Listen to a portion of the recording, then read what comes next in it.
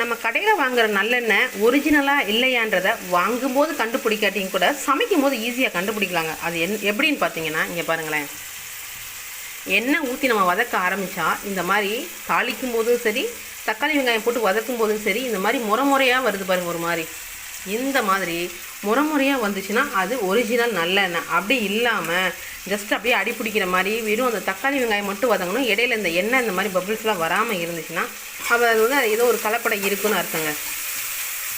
பாருங்கள், சட்டியில் ஒட்டாமல் இது வீடியோனால உங்களால் ஸ்மெல் பண்ண முடியலை.